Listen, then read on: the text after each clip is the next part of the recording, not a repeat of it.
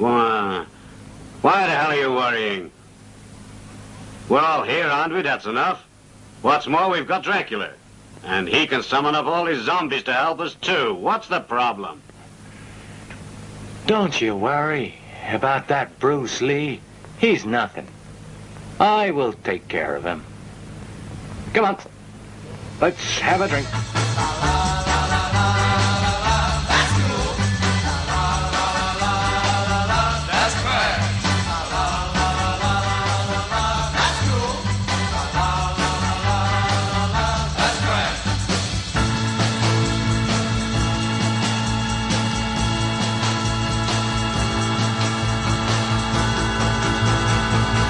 That's trash.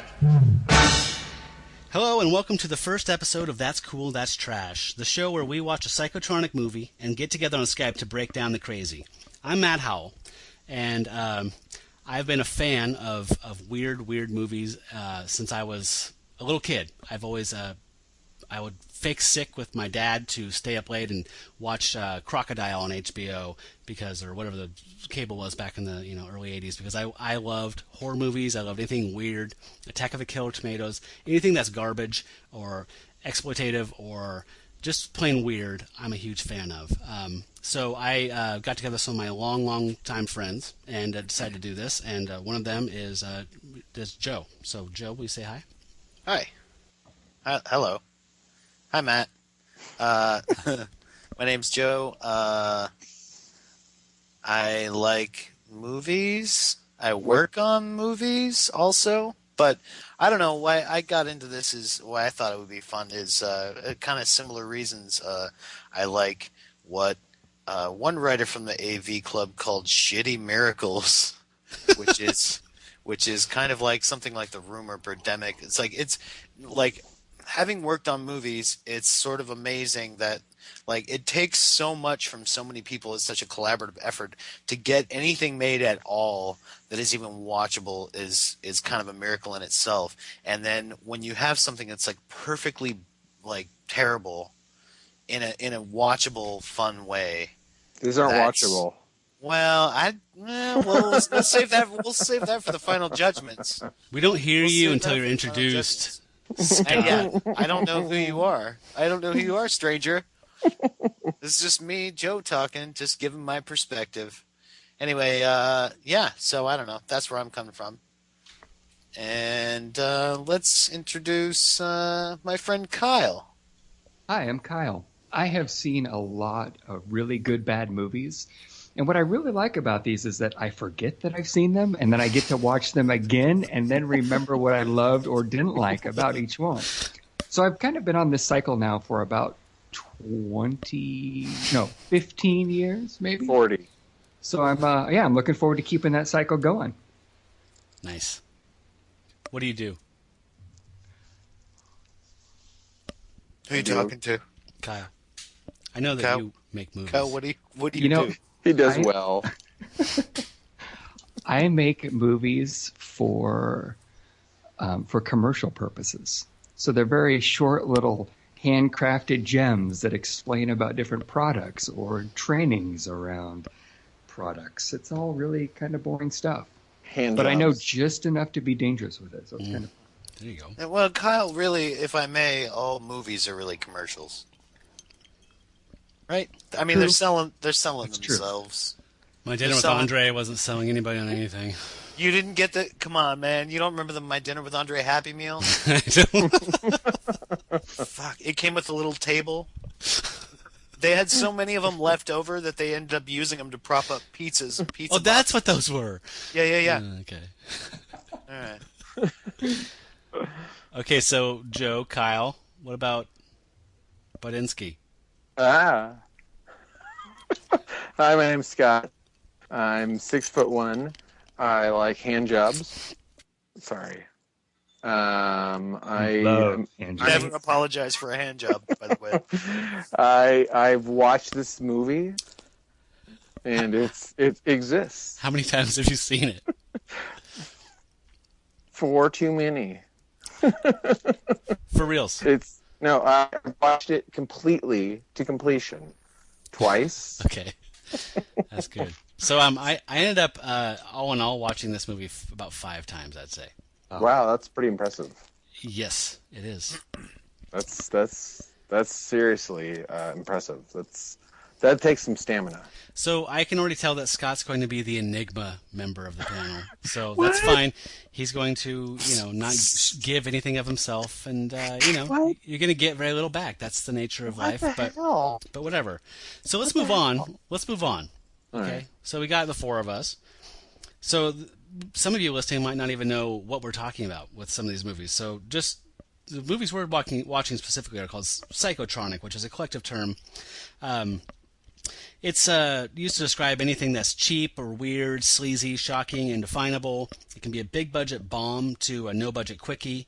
A lot of people call them cult movies. That's probably the most common name you'll hear for them. But they have a cult around them because people like them generally because of their ineptness or just something, indefinable about them that's very strange. So the movie we're going to pick is always going to be something that's available online, usually on Vimeo or YouTube or something, but you can watch this movie if you dare, and then listen to us talk about it, and you will know exactly what's going on. That's kind of the structure of the show. As to what we're going to do with it, I think we're going to do a simple kind of structure of kind of recapping a little bit what's going on and kind of hitting some highlights as we go. So we can refresh your memory about what happened and also do a little color commentary, which is the idea of the thing. And then at the end, we'll kind of do a summation and talk about whether it is cool or whether it's trash or whatever. So the first movie that I picked is a 1977 film called The Dragon Lives Again, or it's also known in English as The Deadly Hands of Kung Fu. Now, Sorry. That's a spider on me. I'm sorry, I really did. Sorry.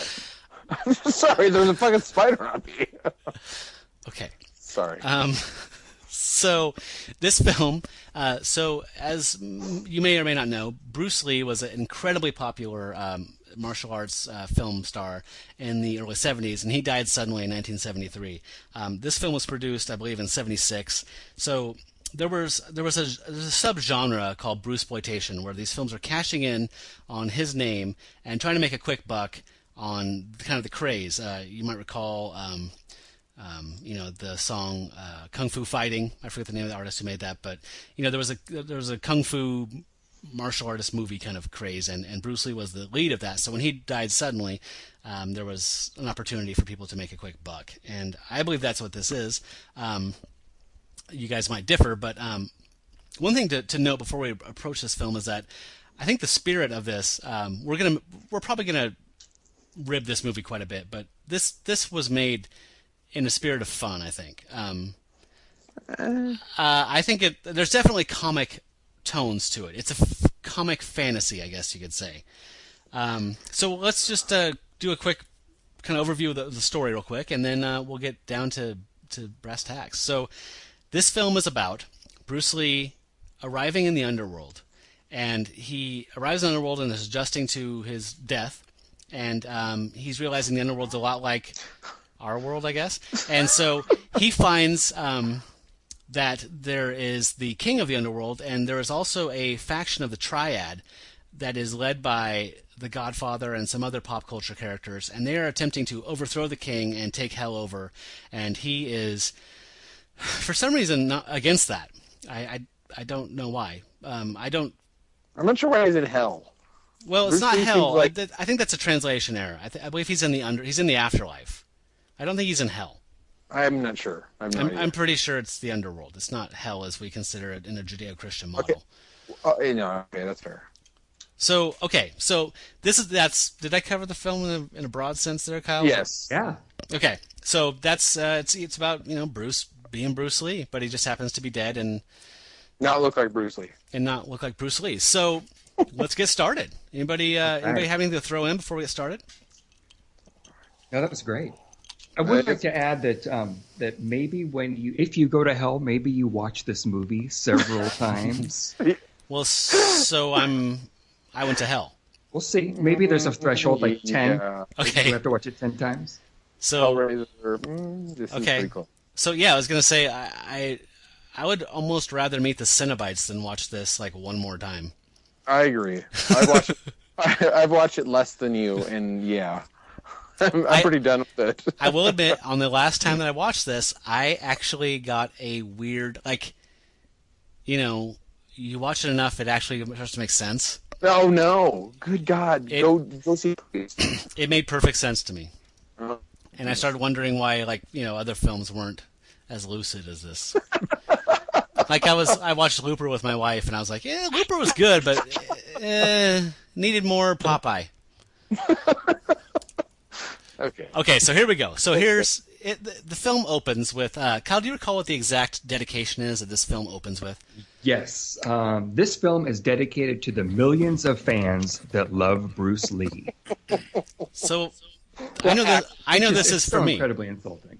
It really is. Is it though? I mean, maybe this is a love letter to Bruce Lee's legacy. I'm with Matt on this one, you guys, but this might be final judgment stuff. But I think a lot got lost in translation. I think this thing is like Scary Movie -1.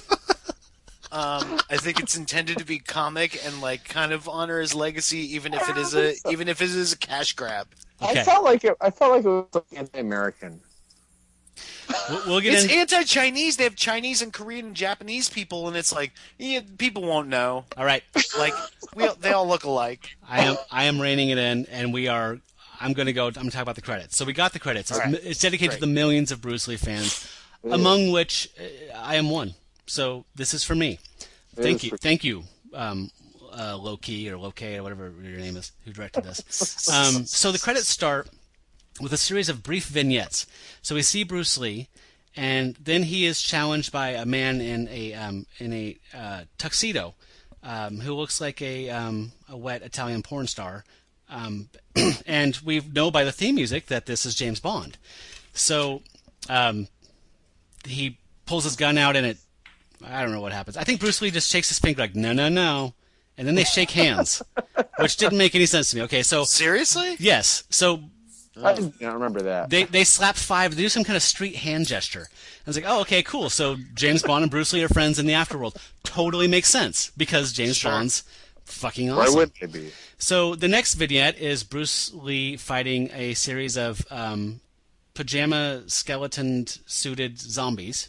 Yes. And he beats them up good. And then the next scene starts, and there's a guy that I think Joe said was Elvis, maybe? Like the first time you saw it, you're like, is this Elvis? Yeah. So he's wearing like a white bodysuit with a white scarf, and he's got big sunglasses on. But they're playing blockers. But they're playing the Godfather theme. So apparently, so he's fighting. It's the Godfather fighting zombies. So now we know the Godfather is a bad guy because the Godfather. Yeah. Sure. So then Bruce Lee starts fighting Zatoichi, who is a Japanese film character, Zatoichi the Blind Swordsman. So Bruce and they fight each other, and it ends in a tickle. He tickles. Oh, that's cute. He tickles Zatoichi. Ha. Wah, wah, wah. So the next thing is Kato. Bruce Lee played Kato in the Green Hornet TV series. So he's in his Kato outfit, and he's fighting the Man with No Name. Clint Eastwood's Man with No Name from the spaghetti western films of Sergio Leone. Is that who did those, Joe? Yeah. So Clint Eastwood pulls out his gun, his pistol misfires, and his poncho catches on fire, and it's hilarious. The next scene is Dracula and a priest. So Dracula and a priest come in on Bruce Lee and start to try to beat him up, and Bruce kind of crouches down and he grabs their testicles. And then he teleports, and they're looking around like, huh? What? Where did Bruce Lee go? And then he appears behind them like Nightcrawler and then kicks the shit out of them. This is like the first 5 minutes, right? Yeah, this is a long credit sequence. This sounds like a full movie. I know. Can I say one thing really quick? First of all, yes. Dracula and the priest doesn't seem like they would be two guys that would be like hanging out together. In hell, they were fat. They're like a house on They're fire. Like mortal enemies. Yeah, but once they got past their differences of mortality, sure, they're like we're all the same. We all have our lives to live. Yes, exactly. We're much the same, you and I. So turns out. Okay, so then Bruce fights some of the king's bodyguard, who we'll see later, and then he fights some more zombies. Oh wait, yeah, he does. I was going to say I've watched this, and this seems like there's a lot here. I swear to God, I wrote this all down. These all happened. No. I'm saying like this is like the way you explain it. I've seen this, and when you explain it in a way that's like, this is pretty amazing. This is like a lot. It is a lot. It's like 7-8 minutes of credits. It's huge. When I saw this credit sequence, I thought, oh, this is a goof. This is really funny. This is a goof. Whatever. Like, I get what they're doing because, like, James Bond comes in and it's James Bond theme. Like, Clint Eastwood guy comes in and it's like, oh, okay, they're using the Fistful of Dollars music. And I was like, oh, that's kind of a funny little thing to do for a clever thing for a credit sequence that's all stretched out like it's flat or scope or whatever. And I didn't think that was going to, like, I didn't think I was being shown what was going to happen in the movie, kind of. You know what I mean? Yeah. Like, I thought, oh, this is a fun little thing that's on its own, you know. Yeah. Just like you don't have naked girls flying through the air in James Bond movies that are like bathed in light. It's just kind of like, oh, this is just like a visual fucking joke pleasure thing. That's a credit sequence. It's on its own, and that's what I thought. These are plot points. Kind of. They are. They're It's an outline. It's a teaser. Yeah, it is. It totally is. It's the Cliff's Notes. So maybe this filmmaker is like the best teacher ever or whatever, because, you know, when you're teaching, you tell them what you're going to tell them, you tell them, and then you tell them what you told them. Right. Yeah, bullet points, and then hammer it home. Bullet points. We all have our lives to live, and we all have our afterlives to live. Okay, so Kyle, why don't you take it with the next scene and let us. So the film finally starts after like 7-8 minutes of fighting and randomness. So we open in the king's throne room. This is like this giant warehouse, and it looks like everything's made out of paper mache.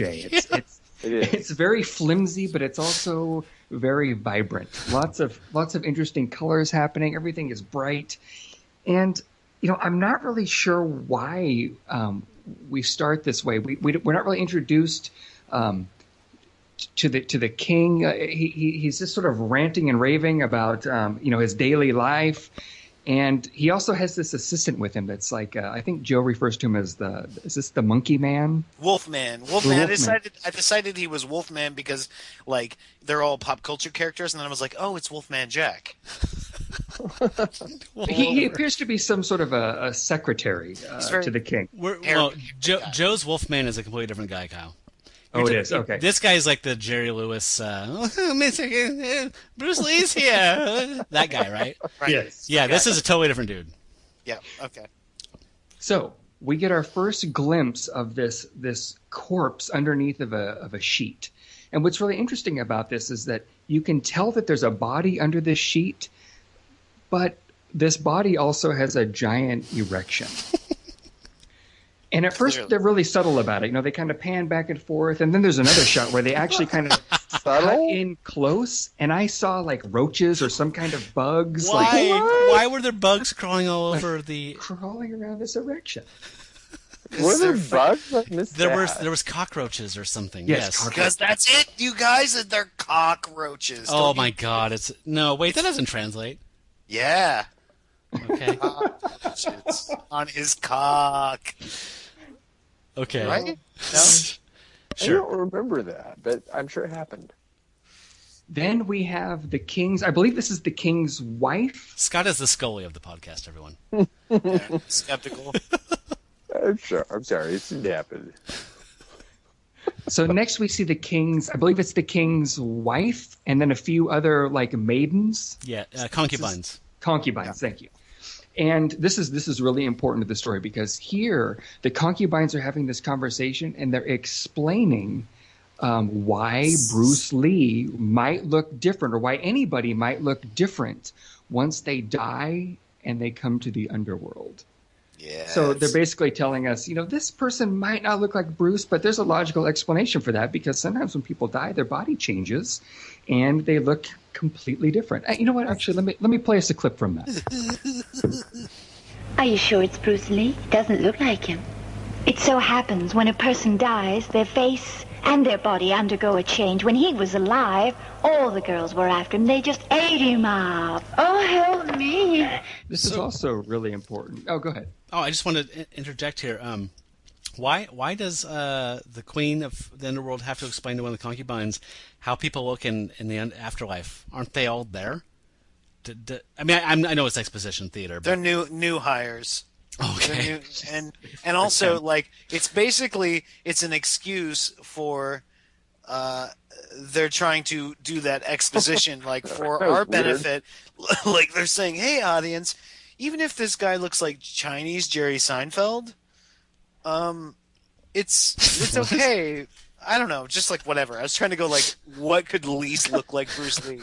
Like, oh, he looks like Jerry Seinfeld, but, that's cool, because, they undergo a change. That's why he doesn't look like Bruce Lee. He just looks kind of off. I have to circle back here real quick, Kyle. I neglected to mention what Bruce Lee looks like when we see him in the credits. He's wearing a red tank top and black, whatever the black bottoms are, and giant sunglasses. And I believe that Bruce Lee wore those same clothes in one of his films. I think it was Game of Death, but I'm not sure. But and then he's in the Kato outfit. So if you're wondering what they're doing there, they're clearly identifying this guy is Bruce Lee. And if you're watching this movie, you're wondering why he is looking like that. Yeah. And if you're wondering that, then you have deeper problems. But okay, so Kyle, please. Shit. So we're talking. His name is Bruce Leong, correct? That's the name. That's not even his real. That's not even his real name. It is his real name. It is. Yeah. So the only reason. No. Wait, what? I looked it up on IMDb. Hello. I looked it up. No, but his real name. It says in the credits, like, it says his real name, and then but says like his Bruce Lee name or Bruce Leong, but his name's not Bruce. It was like something else. I swear. It was Leung Si Leung. Yeah. Leung SIU-LUNG. Thank you. That was his real birth name. It's like all country singers being named Hank something. Yeah. It's like you got Hank Snow, Hank Williams, After Hank Williams, it's like, man, you're Hank something. Somebody's gonna notice you because that's real country. So like Bruce Leong, whatever. That sounds kung fu. He's probably badass. We better check him out at least. We got to scope it out. Bring this kid in here. Yeah, get him in here. He's a fighter. Is it your Bob Evans, Kyle? Yeah. Which, by the way, I was going to save this for later, but that's who I think the Godfather is supposed to be. Which is weird because I don't know how those Chinese guys do that. But the Godfather is fucking Robert Evans. Okay. Right? He's just like, oh, we run things. We used to run things upstairs. We run things down here. We're not used to not running things. Okay, Kyle. So, ladies and gentlemen, Bruce awakens. So Bruce kind of snaps too. He's up and about. He and the king start having this conversation, and he's kind of trying to Bruce is trying to figure out why he's here. I have to admit, I had a really hard time following this entire conversation. Yeah. I was hoping to get some explanation about, why Bruce is in hell or in the underworld, and none of that occurred. No. Instead, the king just kind of made sure to let Bruce know that he was in charge and he was trying to run this whole show. This was his show, and to prove this to Bruce, he goes over to this giant pillar and shakes it. And when he shakes this pillar, Earth has an earthquake. There's an earthquake everywhere. That's how they happen. Oh, that's right. It's even in Hades, too, isn't it? It's even in the underworld, yeah. That's how it happens. Ladies and gentlemen. So can you, Kyle, just to let the audience hear a little of the dynamic between the king and Bruce in this scene, can you play the rat clip? Is there something wrong with you? You're weird. I'm gonna die. You're gonna die. Don't you realize who I am? How dare you be rude to me? I know you are a rat. Thank you.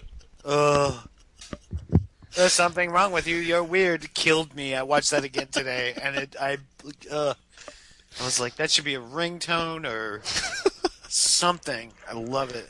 So under normal circumstances, you would expect a king to kill anybody that talked to him like that.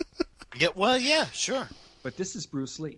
So instead of being killed, you get your nunchuck back. Oh, you know what? Let me back up for just a second. Yeah. It actually turns out that the erection that we were all seeing were Bruce's famous nunchucks. Yep. Right? So there you go. Sight gag. Bruce gets his nunchucks back, and the king says, "Hey, have a great time in Hades." Well, Hades. They resolve that really weird. He just kind of goes like, "Yeah, you know what?" He just kind of goes, "Yeah, you're cool. Well, have a good time. Welcome to Hades." Like pats him on the shoulder. Like it's weird. It's like, wait, what was there was a conflict that didn't exist, and then they sort of resolved it. Wasn't really sure what happened there, but that's kind of a theme of this movie. It seems like there's a lot of that. A lot of like, hey, are we fighting? Should we be fighting? We're fighting. Wait, we're not fighting. We fought. We didn't fight in the credits sequence. You're okay. Yeah, like, It's a complicated culture. There's a complicated culture in Hades. All right, Joe. So let's move on to the first thing you do when you go wake up dead is you... Sure. You're hungry, right? You're hungry. Because I don't know about you, but when I wake up from the dead, I'm starving and I want some noodles. I want them now. So we see, like, establishing shot, like it looks suspiciously like Earth, like a village in China, people walking around like any other, film, and then you see a sign, and it's in Chinese, and I wanted there to be a subtitle, and I really, really wanted, because I watched this scene like 15 times, and I was like, holy shit, I really wanted that sign to say, "Welcome to the Dragon. Please enter." Really bad. So, but it's not called that. So he goes in there. So Bruce Lee goes in there and goes like, "Oh, I get you a table. Okay, all right."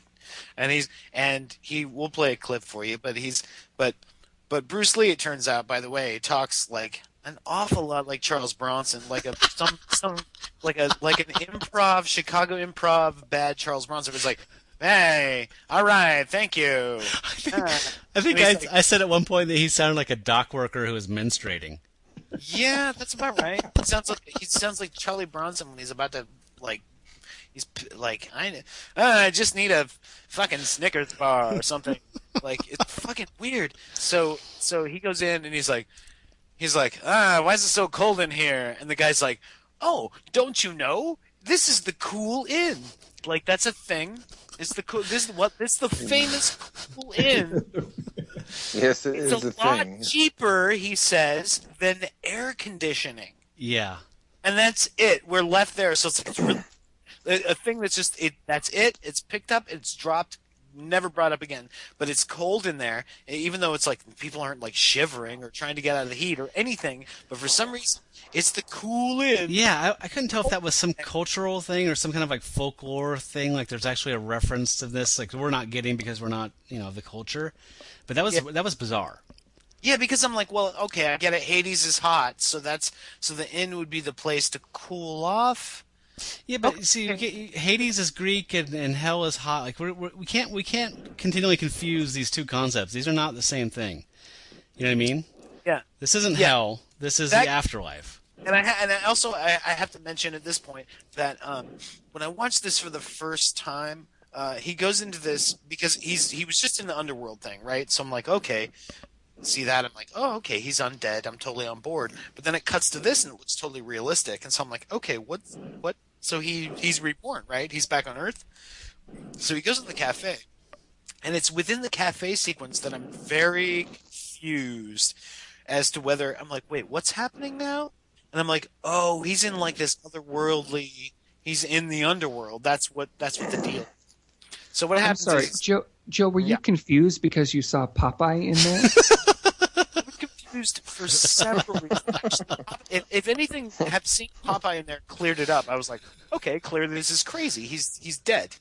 But here's what happens. So he says, I'm hungry. I'll get, let me see a menu. And he goes, okay, I'll give you that. He pulls a menu out and he says, yeah, here you go. And he opens the menu and this sound goes like, boom. And we see this, to us, it's Chinese characters that still don't make any sense, but I guess to them it had a skull, I think, on it. But it's like he says, I can't make any sense of this, and he hands it back to him like he can't read that menu. So it's like this crazy underworld like Klingon, and he hands it back to him, and it's like, just give me the special. He's a learning disorder. Just give me that. He's like, oh, I forgot, I'm dyslexic. He's like, just give me the special of the day. And he's like, okay. The proprietor says, okay, but you have to eat it in a special way. You slurp it up and chew it and spit it out, and it's delicious. And he's doing this like this Jerry Lewis thing. But that's what happens in the afterlife. Yeah, you're dead. You can't, He's like, you chew it out. It's delicious. Okay. It makes perfect sense. Sure, but then Bruce Lee's reaction is like, he's like, sounds disgusting. Why don't you eat it? So then they cut away, and we see Popeye and this guy that I was like, oh, this is like what they based Indiana Jones on. I figured George Lucas and Steven Spielberg. Kyle said Tom Sawyer. We later find out that it's supposed to be Caine from Kung Fu.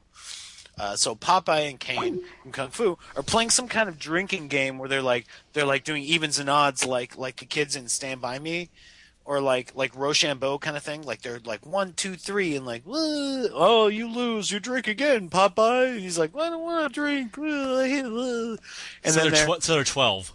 Yeah, they're just like, yeah. And Zatoichi's in the cafe, and he turns around and he yells at him something like, I don't know, it should be fuck off, but I don't know what he says really. He's like something, and they're like, well, this is Poland, I should be able to do whatever I want. And they're like, okay, well, we can drink whatever, we can drink anywhere, let's get out of here. So they leave, they get up to leave, they go and they go, oh, hey, it's Bruce Lee. Oh, hi, Bruce Lee. Like that, for real. Like, oh, hey, Bruce Lee. And he's like, oh, hello.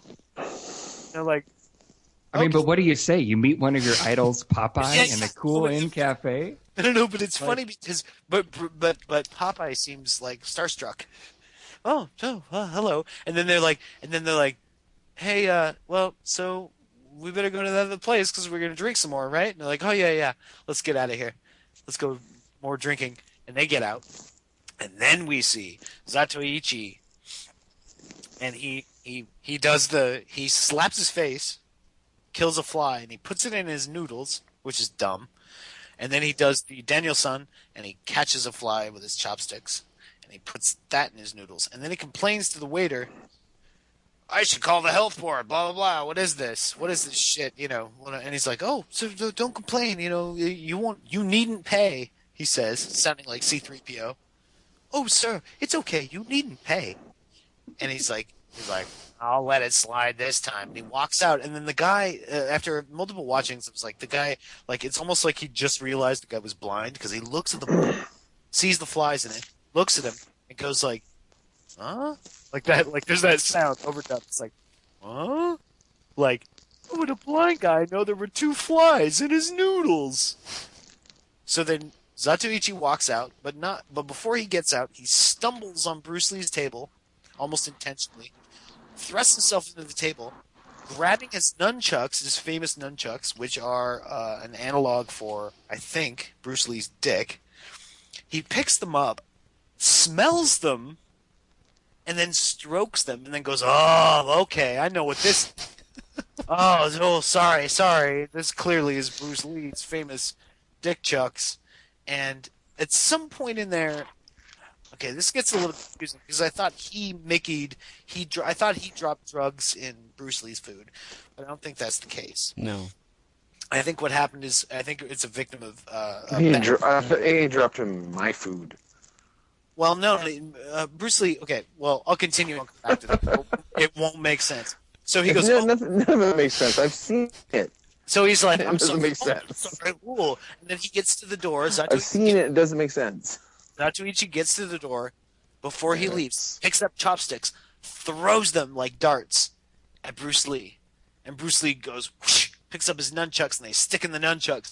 And then Bruce Lee thwacks the nunchucks back out to thrust the same chopsticks back at Zatoichi. And he's like, whoa, and he leaves.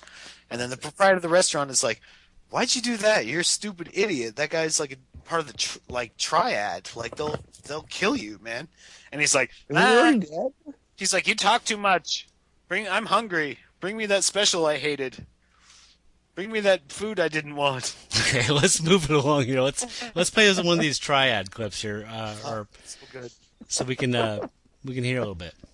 Hey, mister, why are you making trouble with those triad thugs from Chinatown? They can be real mean and nasty. Listen, Buster. When I was in the States, I often came across the Mafia and the 14K. I just used my hands. That was enough. Let those punks try it on with me. You don't know them. They're the Godfather's private bodyguard. They're hard-nosed bastards. One's James Bond and the other's Clint Eastwood. Look, I don't care who they are. Those pansy punks don't scare me none at all. You know, you talk too much. I want my food. I've got a real treat coming for you.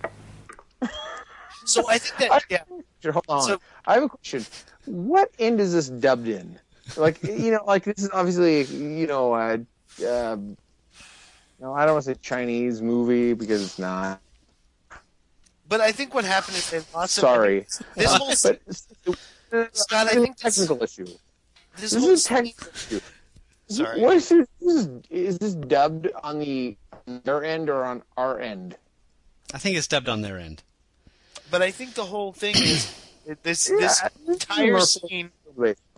This entire scene is an example of I think that they got lazy and they didn't actually translate, and they just said, let's just watch this a couple of times and fill in like Turkey TV style, like figure what they would be saying, and it's close enough. I'm not sure. I'm curious. I'm Like, really is that what convinced. it is? Is how it goes? It's done as like a hack job. Like This it's one, not I even think trying. I think it is. Well, there's a couple things they have to do, right? They have to translate it, and then they have to do their very best to try and get the lips to sync, right? So they go through the whole translation period, and then they rework it again to make it try and fit in the actor's mouth. Wow, they're doing a bad job. But but that's what I'm saying is I think what they did was that this thing was so low budget they did a shortcut and they said, you know what, this thing barely has a plot. Looks like it was written by an 8-year-old. Let's just watch it a couple times and just write these lines that are like, hey, we've all got our lives to live, and like Clint Eastwood coming in going like, hey, I'm from the Underworld, but you're here now, but you didn't say hello, so we take offense. Okay, so there's no reason to play the second triad clip, so we can hear when Zatoichi goes out. He clearly goes out and talks to his cronies. He brings the triad back. So front Bruce Lee, and this is that. Bastard, where'd you come from? You talking to me? You want to learn something? You sure you want to? I don't give a damn who you are. But since you're here with us now, and yet you did not say hello, well, that means trouble. That clear to you? I'm sure that I meant no offense. The blind guy's making the waves. Brother, this guy fancies himself as a fighter. What a stupid jerk. He's gone too far.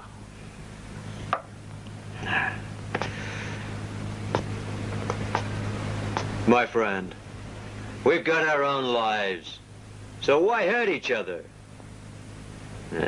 Let's forget about it. Hey, don't get me wrong. I'm not afraid of you. Hey, brother, I reckon the jerk is taking the mickey. We better rub him out, or he'll say face us down. Get him. Okay, so...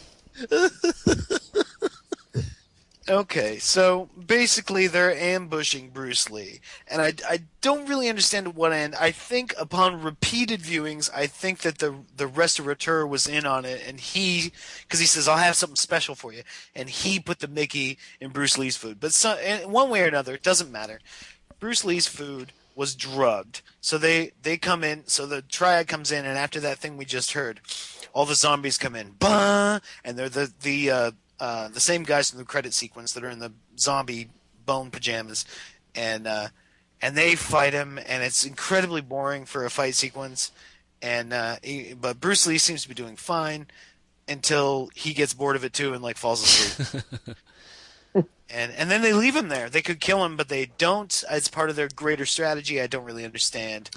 And that's when we go to Wow, I got to tell you, I did not read that, seen that way at all. But as far as the drugging, well, it's a literal translation.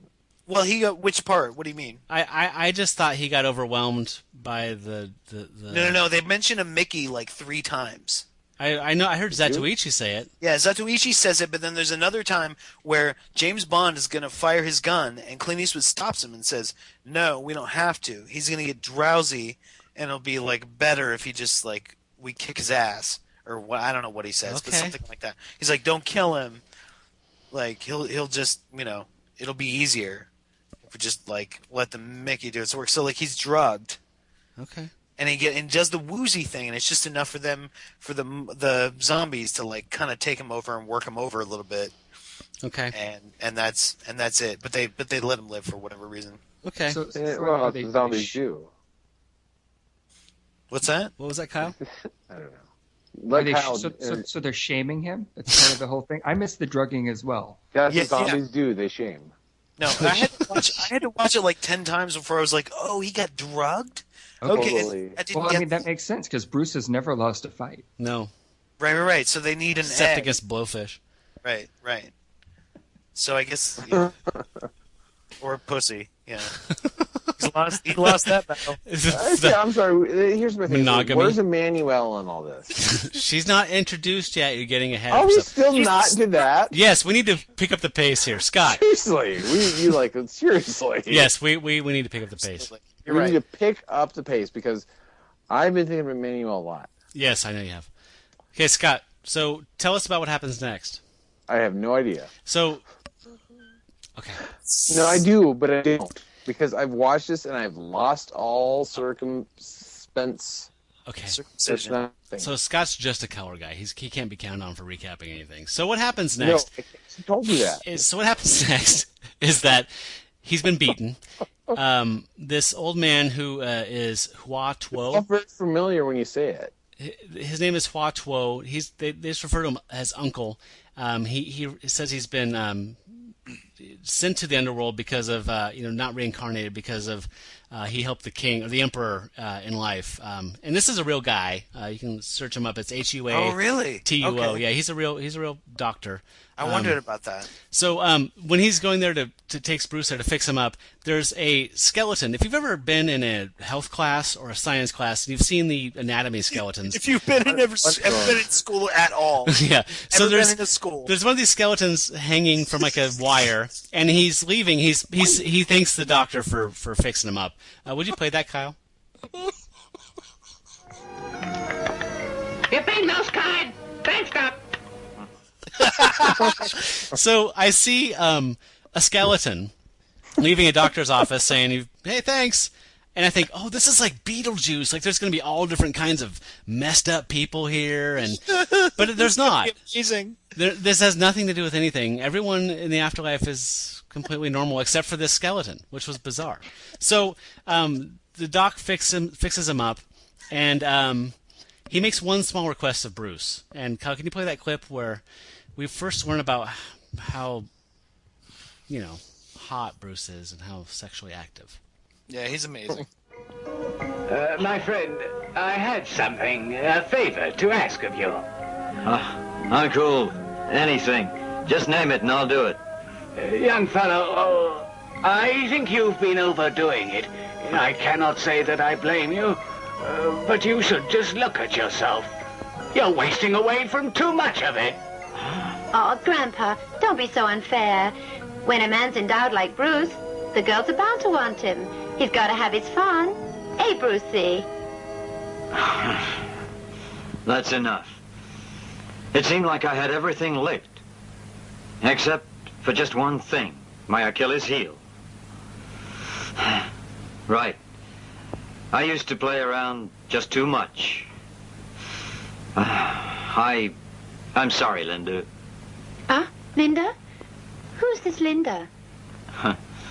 Linda was my wife. It's horrible. I need to kind of stop for a second and talk about something really serious, you guys. Oh boy. Kyle's gonna make it heavy. There's a lot of myth about Bruce Lee, but one thing that was, true about Bruce is that, he was not very faithful. I think that, because this movie was dedicated to the fans, director Low Key uses this opportunity to have Bruce apologize to his wife Linda for being so generous to all of his girlfriends. And, I can say that, as a huge Bruce Lee fan myself, I finally have some closure on this sensitive issue. I feel better too, Kyle. Yeah, I feel like I've let it go. I've forgiven him, and I can enjoy the magic that Bruce and I shared through the television. Nice. I felt like a great weight was lifted when I heard that. I was like, finally, fake Bruce Lee had the courage to say it. Yeah. You know what I mean? I was just like, yes, right? Good work. Sorry, Linda.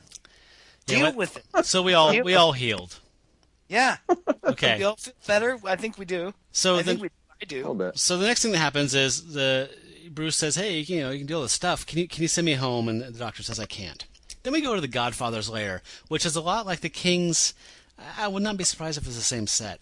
It's a lot like the King's chamber room with the papier-mâché caves, and they sit around and there's disco music playing and a stripper dancing for them. Right. So. Oh yeah, it totally is. Right. It's the same set. Absolutely. Yeah. So they're having a cocktail, they're toasting, and it's because the priest from The Exorcist, Father Merrin, is to be the new king once they overthrow the current king. Mark Merrin. They mention this Bruce Lee, he's a little bit of a wrinkle in our plans, but they say, we've got Dracula. You guys heard this clip at the beginning of the show, so you probably understand this now. So the Godfather says, I'll take care of him. Then we go to a gambling house. Bruce Lee is gambling, he's playing dominoes.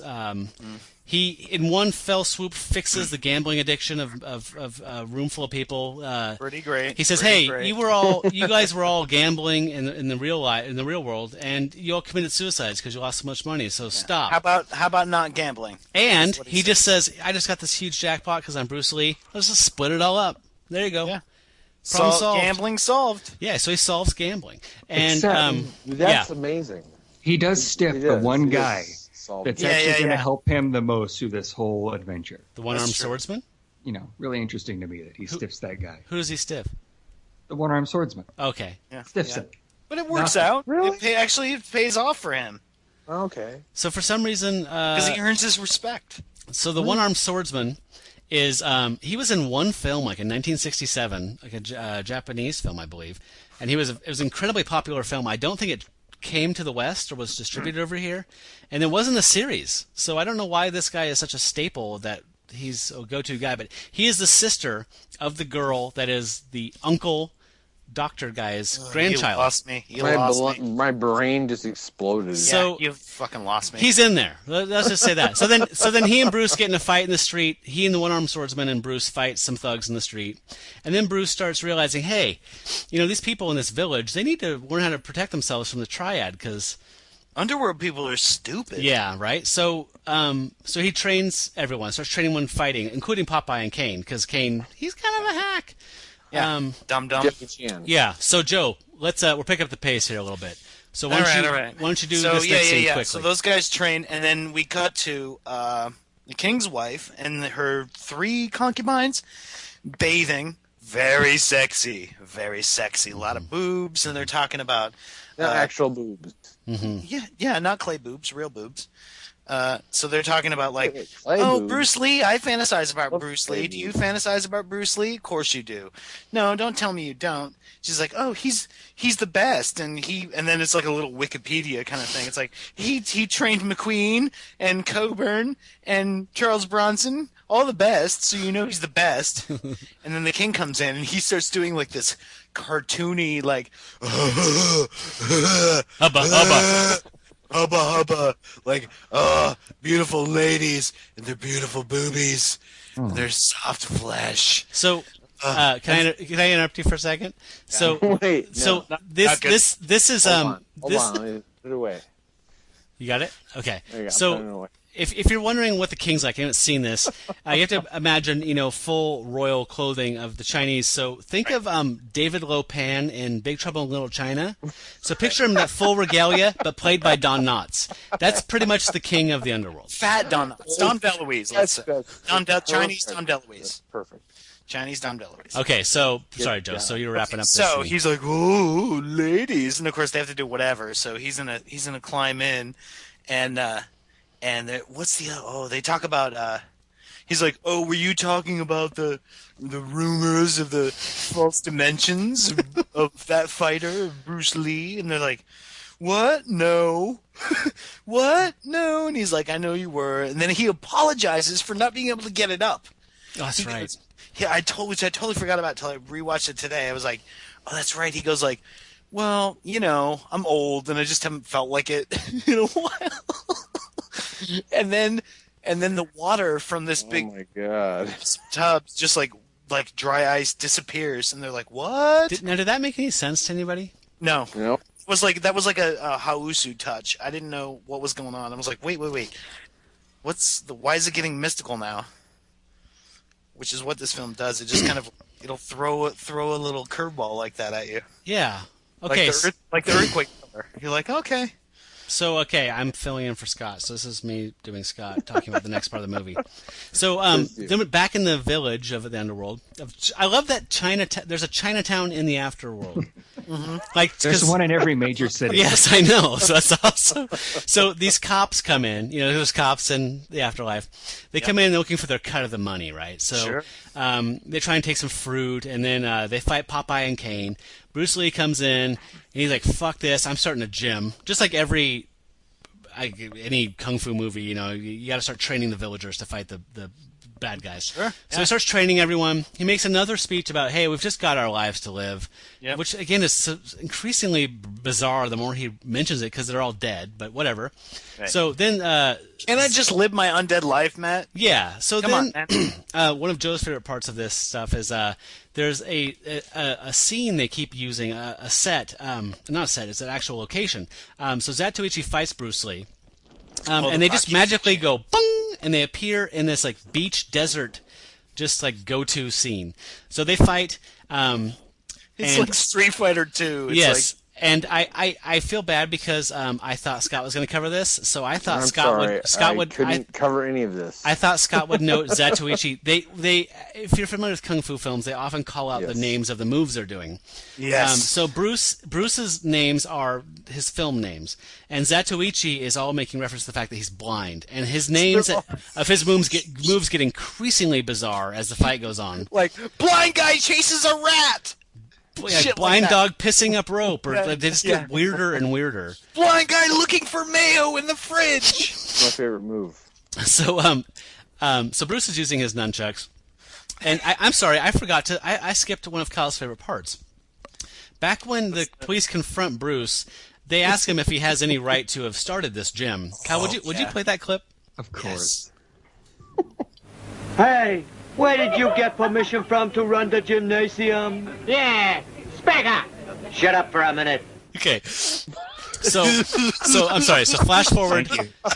Yes, I'm sorry I skipped that. So flash forward to the teleported fight scene in the thing. So Bruce is using his nunchucks. Will you please play the gaffing, the sound effect they use for nunchucks in this film?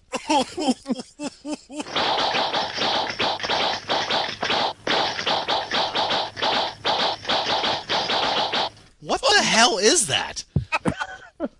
Okay, so that sounds like one of those like drum pad things on a cassette. so Bruce kicks Zatoichi's ass. Before they start fighting, he says, "Hey, if I beat you, you got to leave. I don't know where the hell you go in the afterlife, but he needs to leave." Right. So he beats him, and Zatoichi says, well, I guess I have to go. Oh, bummer. So, Kyle, can you take us to the next step? So it's at this point that we enter into the Godfather's lair. Thank you. And this is important because now the story's starting to move forward a little bit. Finally.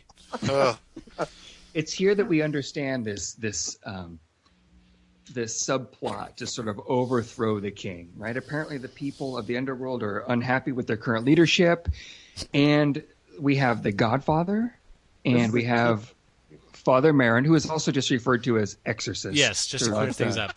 When we say Father Marin, we're talking about Max von Sydow from The Exorcist. They just call him Exorcist, and he's not even. As in, what do you think, Exorcist? Yeah. Like, that's seriously like a 5-year-old playing with his brother would say. great. So we're starting to learn about this plot. These bad people want to overthrow the current bad person. It's sort of a coup. They want to, take all of the power for themselves, and I'm assuming, set up some organized crime, like they would in the real life. So this is also interesting because the soldiers, they offer to kill Bruce Lee, but the Godfather has a better idea. The Godfather has a secret weapon, and this secret weapon is Emmanuel. Yeah. Sexy. Yes, that Emmanuel. Yes. So the plot here is to send Emmanuel to go after Bruce, and I think that we can all kind of infer about what's going to happen with that one. Yeah. So now we're back at the king's bathhouse. I love this scene because the king is just chasing these women around. The king, he wants to get some. He's running the show, and he wants to take what's rightfully his, or what he believes is rightfully his. Which is Viagra. Which is Viagra. All right, what's next? Rightfully his. So, Joe. So then we cut to Emmanuel sets Emmanuel, who looks like, we should say, it kind of looks like a, what did I say she looks like? Lorraine Newman from old Lorraine SNL. Newman. Like a slightly sexier Lorraine Newman from Saturday Night Live. That's really horrible. But yes, you're accurate. Well, and no disrespect to Lorraine Newman. Really? If you say Lorraine Newman, then it's... What's wrong with that? Really? What? Did I just... I was saying... It's not disrespect. You can't say sexy and Lorraine Newman ever.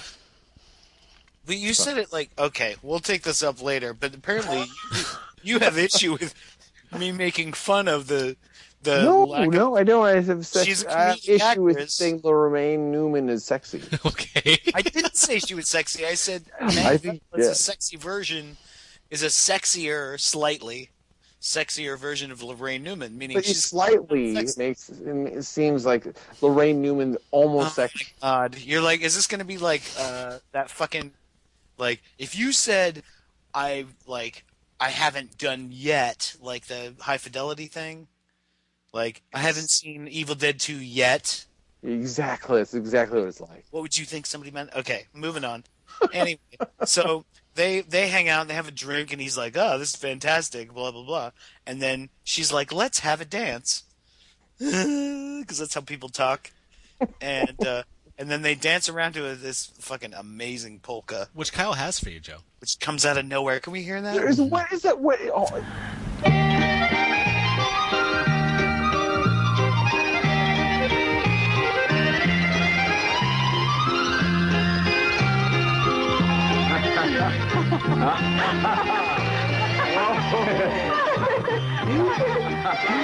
Hey.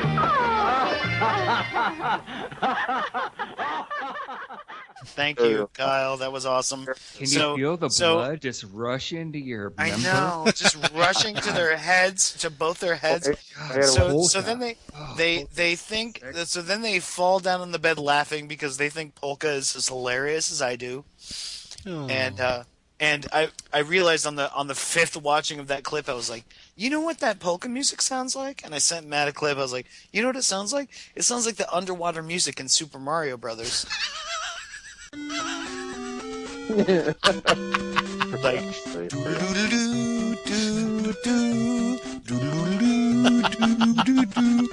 Yeah. It's so dangerous. So I decided that polka was like if Mario went to Oktoberfest. There was an Oktoberfest level. That's what the music was playing. It was like. How much do you want to bet that some music similar to that, some kind of Euro trash polka easy listening music, was in several Emmanuel films? Oh fuck yeah, yeah, absolutely. All that shit is for hire, man. All that, that girl and that whole genre, and that and that James Bond guy. This guy doesn't know what he's talking about. He's a fucking shrimp. Stupid jerk. Stupid jerk. This guy. He was in all the fake Bruce Lee films too. A stupid jerk. Fancies himself as a fighter. What a stupid jerk. Yes. He's gone too far. He's gone too far. You've gone too far, my friend. Joe. You've gone too far. Joe. You've gone too far. Okay. So what's fun? They're on the bed. They're laughing. They're just having so much fun. Laughing. So then they start making out. Oh, shit, yeah. Well, she's heading towards his nether regions. She starts moving down. You know where this is going? If you've been there, and I think you have, you know where this is going. He looks down like, this is happening, man. And then he looks up, and every fucking... every kid's nightmare, your parents are looking in on you. He's like, what the fuck? And it's all the other bad guys standing cleverly shielded behind a beaded curtain. Yeah, there's no doors in hell. Where is? Ooh! If she can only give him a blowjob, then we'll have him. I don't understand. It's like a Cinemax Skeletor plan. I really don't understand how this is going to help them. Well, they're thinking Bruce is clearly he's admitted it's his Achilles heel, right? Women, and he'll be pussy whipped to the point of. So then he'll join the Godfather. So Kyle, will you play when this doesn't work out? Huh? What are you doing? What do you take me for? Don't think you can trick me, baby. I don't know what you mean. Yeah. You tried to trick me. Get out. You bitch.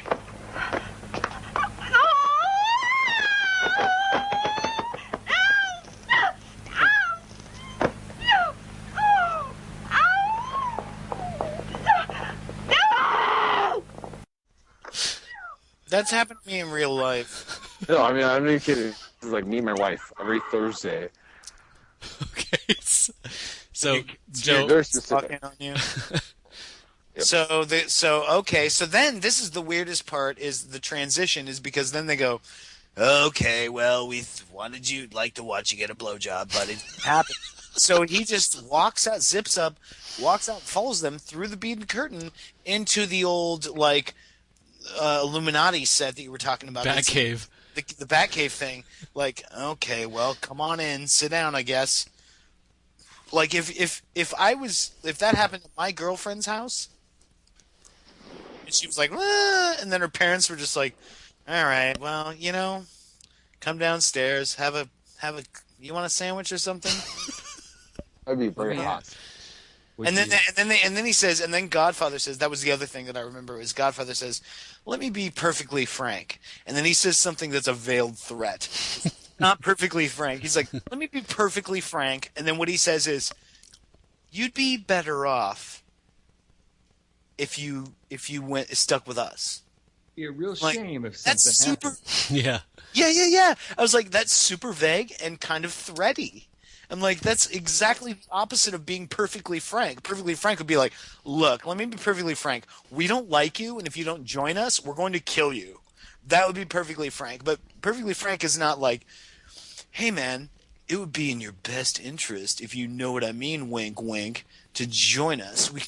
Or we could make your life a living hell. I don't know. It seems pretty frank to me. It's not very frank. I think you get the intention. Yeah, I don't think that's what frank means. Okay, the Godfather works in mysterious ways. Actually, is frank. Oh, I'm sorry. My name was Frank, and I'm telling you this. Yeah, my name's Frank. I'll tell you this. Okay, so the idea is that Joe, at the end of the scene, they said you should join us. Yeah, you should join us, and he's like, "Go to hell. I'll never do it." Of course. Right. He's like, "Yeah, we all have our own lives." I think is the that old. Yeah, he has a tramp stamp tattoo of that, I think. Yeah. Yes. So, next scene. Okay, the king's concubines enter into whoever the girl is. I never even got her name. The girl.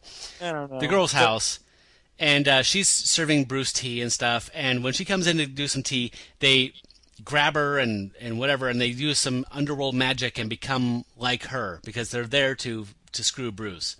Maybe we should play that third leg clip, Kyle. I get the picture. Both of you went to his house to find out for yourselves and see if what they said about him was true. So they assume her identity. They bring him this tea that apparently is like Viagra to quote unquote stiffen his resolve. So they come back in. Don't know what that means. Looking like the girl. They serve the tea, and he's like, "Who are you?" He's like, "I'm the girl." And then like, "No, you're not." Blah blah. And he sees right through it because he's Bruce Lee. So the thing is about this potion, this magic potion, it will make a guy rock hard for hours. But you know what happens if a woman drinks it? She gets split in two. She gets like poo face, like looks like burnt poo on her face. So the two women start fighting over him. The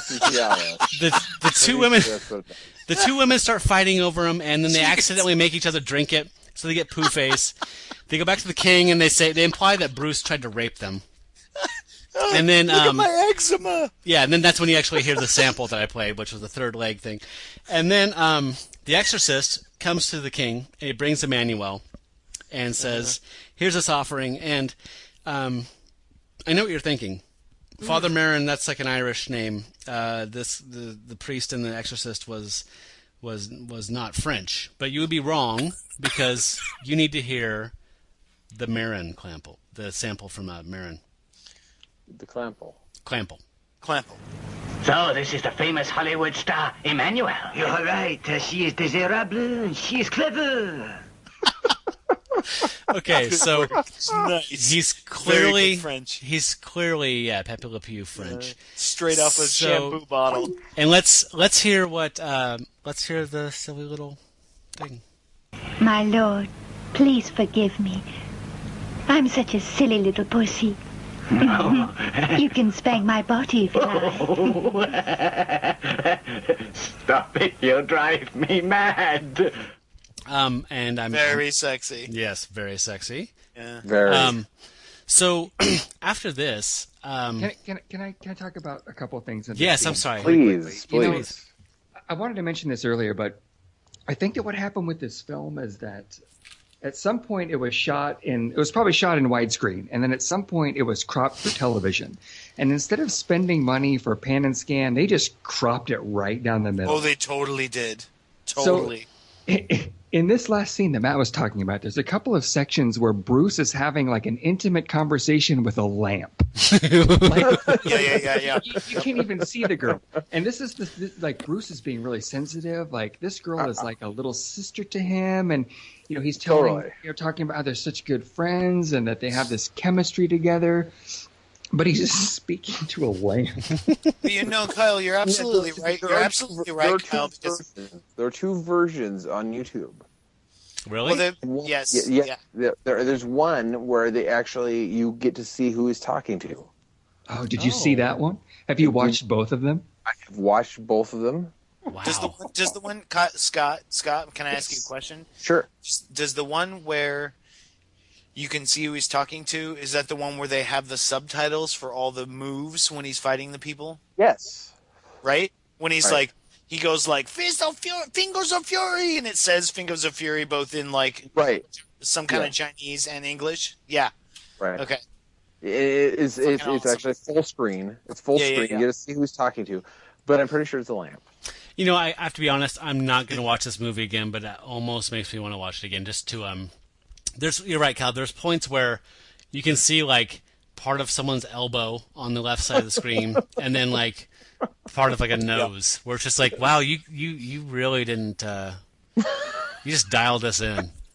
Well, they had to do like that cafe scene was that way, where it's like you have from Bruce Lee's wrist to his when he has an extended hand, he's going, we have all of our own lives to live, and it's like.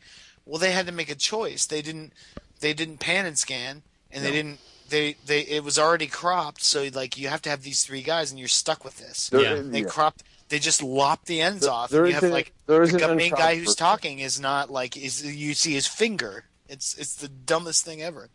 Okay, let's move forward. So I have one more quick comment. One more quickie, just a quickie. I really like that the two concubines did a round of rock, paper, scissors to see who would get to go after Bruce. Oh, like you've never done that.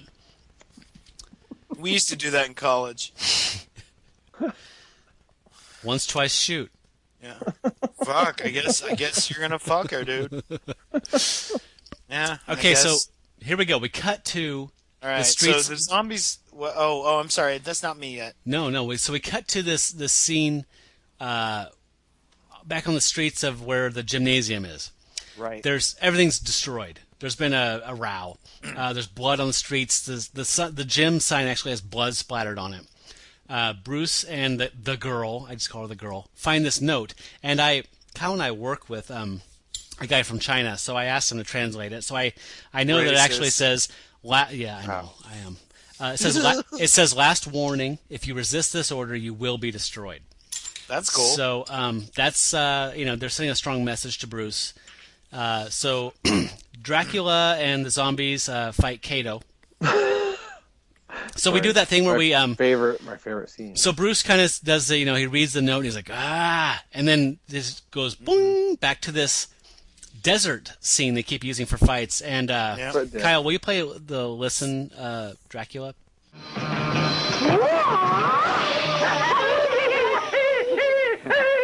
Listen, Dracula, your zombies can't help you. So he probably help him a little. Maybe, but he's really confident. And so the zombies proceed to encircle Bruce, waving their arms, flapping their arms up and down, striking weird poses, and they're also... they sound like feral cats. They sound like cats in heat. Will you play the zombies fight growling sound?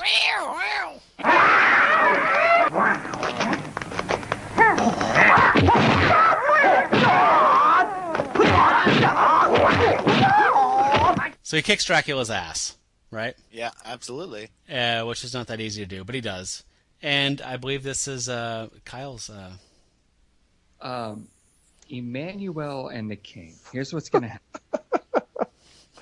So I thought do you have a clip there? I thought you had a clip there. We do. Do you want to start with the clip? Because let me provide a little bit of context here for this.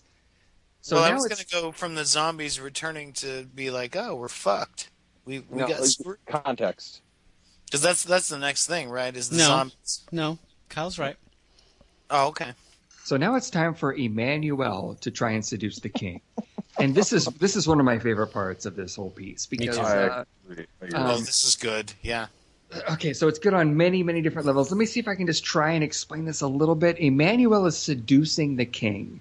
Hold on. And as we've seen a couple times throughout this film, the king is kind of a pervert. But what's amazing is that they start actually having some sex, and it's so creepy and uncomfortable to me that I felt like my parents were in the room with me while I was watching. It's hot. I'm with Scott. I'm with Scott. I thought it was fucking hot. I thought it was hot. I was like, do it. 12-year-old me. 12-year-old me was 12-year-old me was high-fiving current me, going like, "Why didn't you know about this, dickhead?" As we know, Emmanuel is quite experienced. Yes. And the king is actually asking her to slow down. And one of the things that was so shocking to me is that you would think that the king of the underworld would be really good at fucking. Yeah. But what else has he got to do? You're right. What else has he got to do? He's the king. He could have anybody he wants. Yeah. You think he'd be well practiced, but apparently he is completely starved of attention. And he's terrible at it. Also, never ask Emmanuel to slow down. Yeah, that's not going to happen. I know. What are you doing? Fuck, are you kidding me? Like that's a. Do you ask Dale Earnhardt Jr. to slow down? Yeah, you just signed your own. You just signed your own suicide note, my friend. Right. Like if she wasn't going to kill you before, she totally fucking sure as fuck is now. Slow down, Emmanuel. No, I'm going to fuck you to death. Yeah, this is the moment he's been waiting for. That's the moment she's been waiting for. She's going to fuck the king of the underworld to death. Think about how that looks on your resume. Yeah. Awesome. So now, Bruce, after this is over, and I don't quite remember how that wraps up, but Bruce gets back in the picture, and he's kind of explaining, he's starting to ask the king all kinds of questions. Hey, king, do you think that all of your subjects are loyal to you? Why would this pretty girl come and blow your mind like that? Yeah, look at you. So I think that I could talk about this, but it might be best just to play it cool. Yeah. I was getting rather carried away. You reckon that all of your subjects are loyal? Loyal? Huh? The Exorcist. Emmanuel. Oh. I see now. I told her to slow down. But she went faster. That's it. Her pussy's in this plot too. She was using it to murder me. Well said, Grandpa. Oh, Grandpa. More coffee, Grandpa? Want more coffee, Grandpa? Tell me more about the pussy that tried to kill you. So this is where Bruce steps in. He's, Bruce, no matter where Bruce is, or, Bruce understands right and wrong. Mm-hmm. And when it comes down to it, like, Bruce cannot be the bad guy. So he decides, you know what? I'm going to go with the underdog on this one. I need to back the new king. And Bruce says, you know what? I'm going to be the captain of your bodyguard. All right. So the zombies come back. And they're like, it didn't fucking work, man. The gambling thing. We didn't talk about the gambling thing, did we? Well, there's a weird. I think there's a time.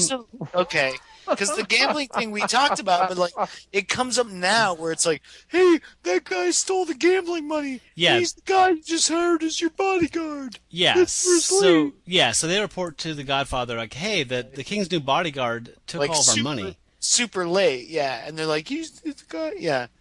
So then it goes to, and they're like, what? And it's like right after the king was like, hey, okay, you'll be my bodyguard. Then it goes to that, and they're like, yeah, that guy fucked us up. And then it goes to, and you pointed this out to me. I didn't even think about it, but it's like you said flashback, and it might be because it's sort of like saying, oh shit, he killed James Bond. It is a rather straightforward narrative, guys. Come on. No, I think the way I read that, man, you guys, it's not as they lay dying. Come on. No, the way I interpreted it was that they come in and say, "Oh, the new king's bodyguard took all of your gambling proceeds," and then it goes to like flashes back to explain how it happened. Guys that he killed, yeah. So it goes back and you show, hey, he's some kind of jerk, and like the worst James Bond ever. If anybody ever tells you that George Lazenby was the worst James Bond, George Lazenby was good. No, I know, but people say that all the time. Like, I think they're wrong. It was Pierce Brosnan. Pierce Brosnan. But, no. Roger Moore. The worst. No, I agree with you. Timothy Dalton. I kind of like Timothy Dalton. I will give Timothy Dalton. I'm sorry, he was terrible, but I loved him. Dalton, but Pierce Brosnan, I think, was the worst of the major Bonds. I don't want to go off on a Bond tangent, but you could stack up all of those Bonds plus all of the people that played Bonding in the spoof Casino Royale, and they would all be more macho Bondy than this guy. In this I thought this guy was pretty macho. Yeah, you're a jerk. Yeah, he's a jerk. He's stupid. Come on, jerk. You're a stupid jerk. Get out of my way. I'm stupid. Hey, you stupid jerk. He was Quienos Mas Macho. But jeez, why don't you get out of my way? Okay, why you trying to buy some coupons? Let's go back to the recap. So he has a showdown with James Bond that's fucking unremarkable. Where's Agent Clint Eastwood in all this? James Bond dies with a bunch of money in his hands, and then then they go back to the lair and they show Clint Eastwood, and Clint Eastwood's like, he's Asian. He can't do anything, you guys. He's unstoppable. Except I made it sound way more exciting than it actually is. Like if they had done that, that would be better. And then Clint Eastwood goes, or as I call him, Chinese James Franco. Chinese James Franco says, like, I can take him one-on-one. I'll take him by myself, Woo-wee-woo. And so he goes out to challenge him, and they have again the Rocky Beach. They have the Street Fighter 2 fucking thing showdown. First thing, like, Clint shoots bullets, pew pew pew, and and Bruce dodges like 3 bullets to get in close with him and kick the gun out of his hand. So then, of course, now it's equal. Now it's all hand-to-hand combat, and they fight, and he kills him with some mysterious move. I don't know what the fuck, but he dies. Right. The end. I've seen this, and it sounds impossible. Okay, so everyone's excited. The Godfather's enforcers have been killed. Right. So the people of this little village, Chinatown of the afterlife, have a big party Woo! So the Godfather and the Exorcist decide to use this party brilliantly. Kyle, will you play the master plan? The brilliant plan?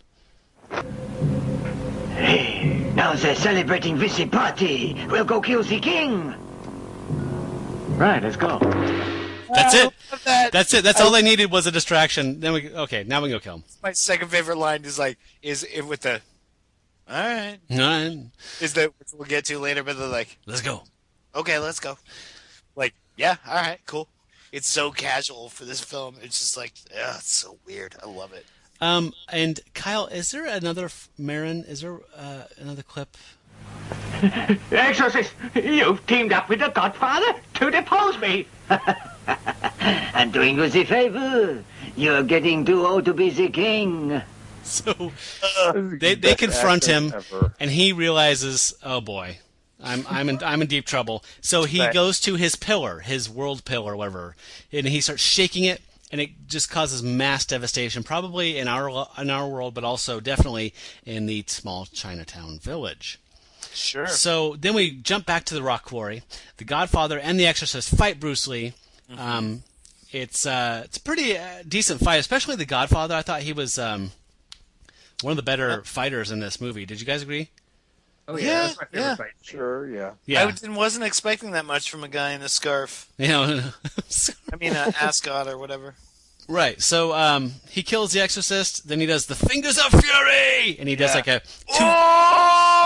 two-fingered thing, like right near the appendix of the Godfather, and he kills him. Yeah, the screen goes red. And yes, it's so violent and intense that the screen goes completely red. Like you should be throwing up in the movie theater right now. Right. It's nice. Exorcist to be the hero. And right here, the end, right, folks. We're in the home stretch. Kyle's got he's batting cleanup. Fuck. Awesome. All right. The king hires Harry for protection. So who's Harry? I don't remember who Harry is. So Harry is the guy. He's the Wolfman. Right? He's the monkey man. Wolfman Jack. He's this guy that is never in any point in the film until this place, and the king comes and he complains he's like, oh shit. He's like wringing his hands. He's like, oh shit, Bruce Lee's after me and everybody's after me. I need your help. And he's like, he's like, wow. And his line. We have this clip. Yeah. Can we play it? Can we play that? Oh, it's so good. Jungwei, the Godfather and the Exorcist are after me. Also, Bruce Lee is gunning for me, and he's bad news. I've got no more places to hide. I tell you, things are looking pretty hot for me right now. I have just retired. I don't know what's going on. But you're going to have to help me. I don't want to be the king no more. I just want to stay alive, that is all. If you want me to help you out, then you'll have to do as I tell you. Anything that you say, it's a deal. He's the best negotiator. Oh, I love that gap. It's a deal. That gap between like where he's like, what do you think you say? He waits and it's like 1,000, 2 1,000, and then he goes, all right. Like, fine, whatever, cool. I can summon mummies. What's going on? Summon mummies or not summon mummies. Save your ass. I don't give a shit. I don't fucking like you. I don't care. So at this point he's summoned the mummies. So Kyle, please continue. Thank you. Hey, Joe, thanks for jumping in there. I just figured I'd gloss over it. Maybe I'd get away with that. And I appreciate you calling me out on it. Sorry. So, no. I just want to say that I love these mummies, right? So the king, what's, you can't have a kung fu movie without mummies. So the king summons these mummies, and, they look like mummies. But what I thought was really interesting about them is that they fight really well. But before we do that, let's just take a little bit of a sample here. That's true. They do fight well for mummies. Once I respected you, but now I realize you're just a cruel old man, and you'll not get away with this. So this is the punk you mentioned? Goddamn bastard! You're annoying my king! And now that I'm here to protect him, I'm gonna boot you in the arse! You're gonna get yours, punk! Cut out the bullshit.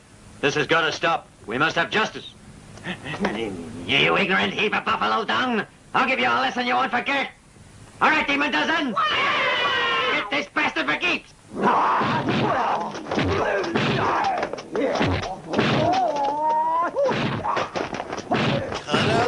Cut out the bullshit, Justice. Pokey. Obama, are you listening? Obama, are you listening? Cut out the bullshit. We need justice. This is the big climactic fight right here. We have mummies. You know, what's interesting is that these mummies actually have coordinated moves. So yep, it's like choreographed. It's like a Janet Jackson video. It's fucking insane.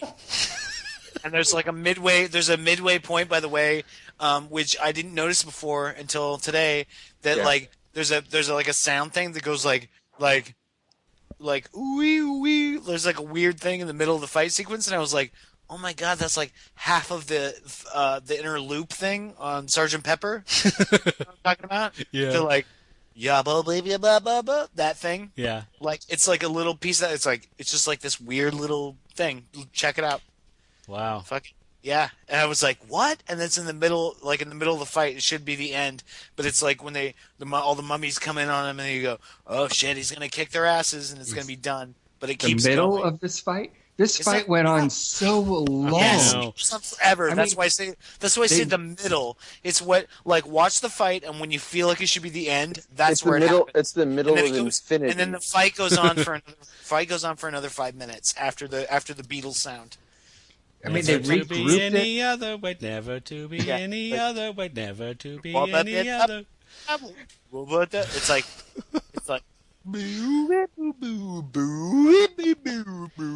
So I'm trying to remember what are some of the moves. I remember they all like chain together, hold their hands, and they kind of do like a whip, crack. God. Yeah. And I remember this at one point during this. I thought like this. They do a mummy dance. Like, yes, they do like a weird dance move. Like I remember thinking at some point this lends a quiet dignity. America? This lends a quiet dignity to like a Benny Hill sketch. Like it was. Yeah, I mean it gets pretty silly. If you'd show me, if I had seen that movie as a kid, I would have not participated in Hands Across America. No, because I would have thought it was too scary. Yeah, I would have been like, isn't that the thing the mummies did in the desert? We're in the desert. We're in the California desert. I did not participate in that. Yeah, I did. I was also the Mummy Gauntlet. I was a part of something bigger than me. Mummy Gauntlet. The Mummy Gauntlet, where they would line up in 2 rows and then send Bruce through the middle as they swatted and spanked it. Oh, yeah. Like it was his birthday or something? Yeah. Like he's going into their frat. Yeah. Tackling him, like, they ask him how old he is before he goes through. Like, how old are you? Like 35 or 34? Okay. 1, 2, 3, 4, 5. Okay, Kyle. Wait a minute. We have completely gone off the mark here, because in the middle of this fight, when Bruce is at his weakest moment, reinforcements arrive. Reinforcements arrive. Right, we have got, the whole... Okay, we have to talk about Popeye. Okay, yeah. Popeye and Caine.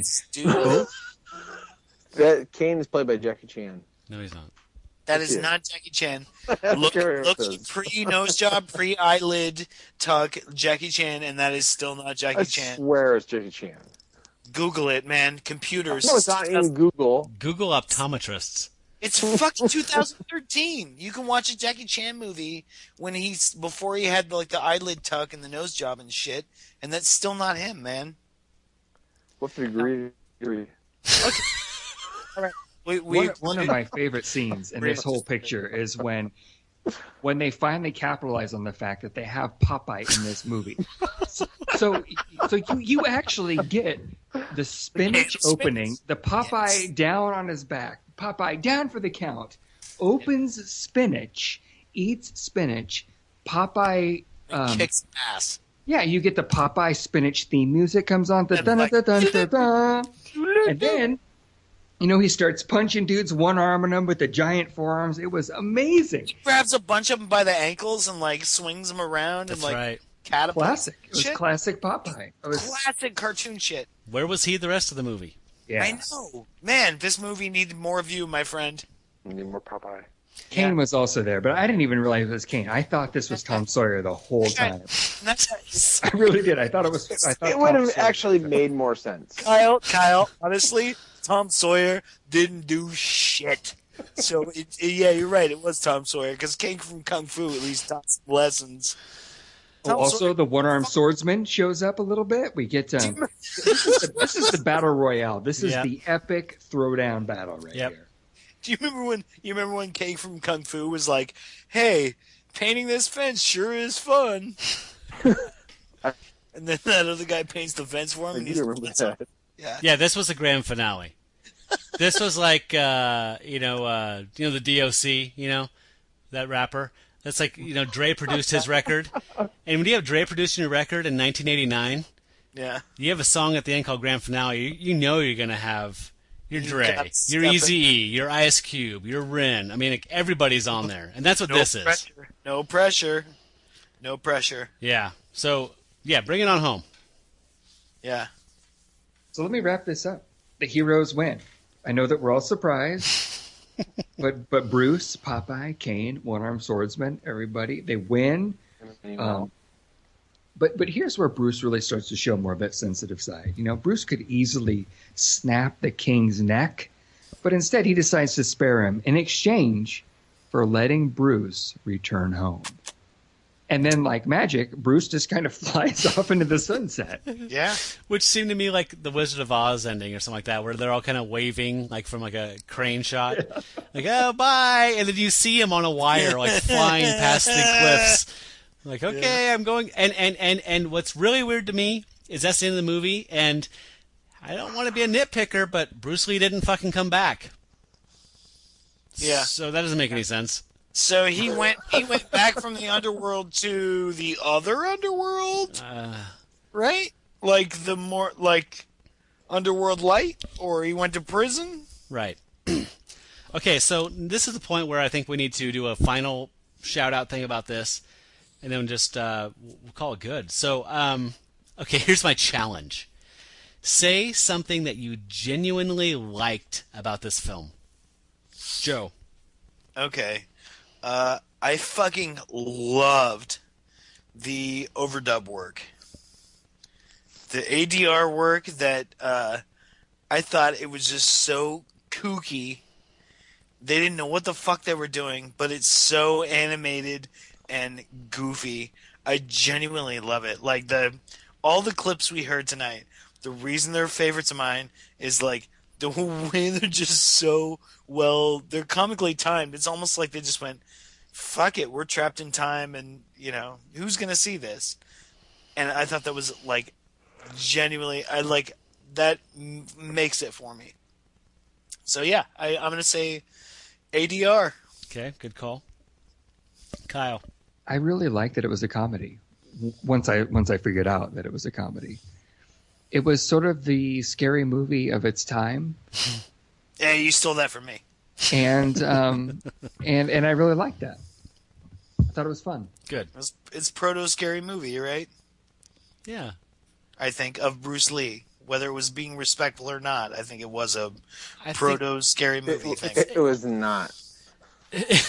Yeah, it's going like, hey, what's popular now? What's popular in 1977? James Bond, Clint Eastwood, fucking like spaghetti western. What's popular in China right now? Throw all of that shit into a movie. Yeah, fuck yeah, that's scary movie shit. I'm not saying that I like that. No, I don't either. I'm not a scary movie fan. But I really like that they made it happen. It was this weird mashup. This is some dude's fantasy. Like he actually made this thing come together. Absolutely, I agree with that. And they tried to do it. They did it, in a way that's like, I mean, it's misguided or whatever, but it's not Kentucky Fried Movie. But you know what I mean? It's like it's not trying to be. It's I don't know. I think it is what it is, and I'm going to say, in advance of. Are we holding off on our final judgment? No, go ahead. You can wrap this in. I'm gonna say it's cool, not trash. Really? I think yeah. I think within okay. Let me. if I were to tell somebody to watch this, I would have to know that they had the same sensibility of watching Mystery Science Theater type stuff, and I would say you would want to watch this. But like watching this versus watching like fucking Red Zone Cuba or something, holy fuck! This is at least entertaining. It's like holy shit, what's going on? Red Zone Cuba is like, why is he doing this? How did this get made? I'm falling asleep. This is stupid. Got a sick man. Need water. Yeah. Oh, walk around the fuck. What am I watching? This is stupid. So, like, do you understand what I'm saying? No, like, I do totally. Versus a Coleman Francis film, like, this is a fucking entertaining thing for being a total disaster. So I would say, like, totally recommend. I'd say that's cool. Yeah. Okay. I dig that. Kyle, is this cool or is this trash? This is trash. This is absolutely horrible. It is terrible. Scott, you have to say something that you genuinely liked about it before you can... I like the racism. So, this has come up several times, and I have to be honest with you, buddy, I don't grasp... Can you explain the racism to me? I felt the whole idea of that they were like reappropriating Bruce Lee as he is an American. He's not an American, but he's he became famous as an American. And reappropriating it as a Asian sort of Chino-centric kind of... Yes, and that's not what Bruce Lee was about. Bruce Lee was about, he was American. I'm sorry. He wasn't actually American, but no, I'm sorry. It was really offensive. Really? I didn't pick up on that at all. I felt that it was I don't feel that it was any more offensive than, like, if you saw, like, a Jimi Hendrix biopic that, like, didn't mention Seattle. You know what I mean? Like, I don't know. Like, they're claiming him because they don't have any... Well, this is it. They're claiming him. They're claiming him That's as... their connection to the Western world, and I understand it's a cash grab and whatever, but it's like, fuck, if you had any sort of tenuous connection to Bruce Lee, wouldn't you be proud of it?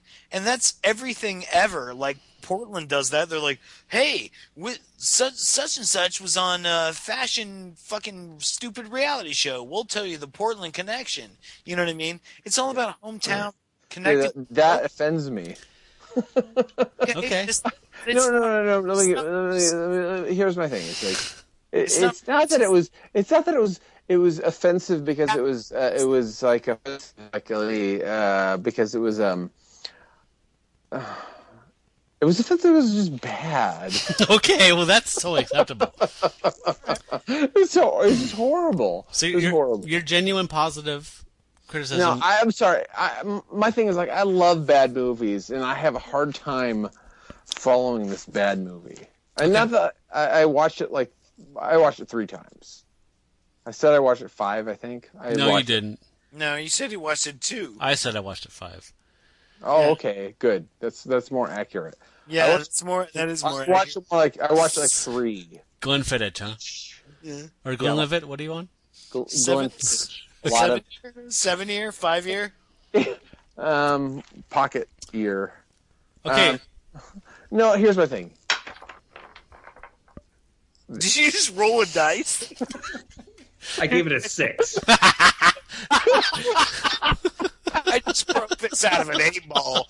Ask again later. Fucking later queers. I got nothing. Okay, is it my turn? Yes, please. I want to hear what you think about this. So, Please. I have to agree with Joe. My favorite part of this is totally the voice work.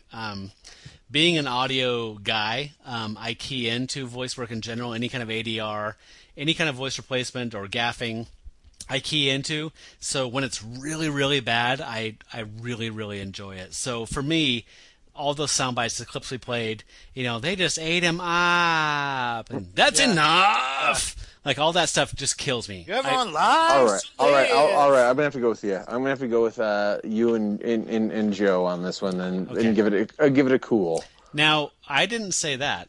Oh, son of a bitch! Fuck you! I think this is no. I'm saying that's my genuine positive. No. I get that. No, I agree. I think this is trash. Good. This is the height of exploitation. I don't care how much they liked Bruce Lee. This is sleaze. They're throwing in pop culture stuff. Sure. This is a quick buck movie. I mean, you're putting that aside, though. Put a pin in that. That's the whole other thing. Right. I'm talking about throwing in Caine from Kung Fu. Like, that's crazy. It was popular. All right. For some reason, Popeye was popular, so let's put him in here. Let's put in, like, it's just this whole kind of thing. Like, there's no rhyme or reason. Like, I have a hard time with Popeye being popular, but okay. Well, okay. So his name's in the movie, practically. Practically, yeah. So, popular. This was pretty sleazy, and so to me, it's trash.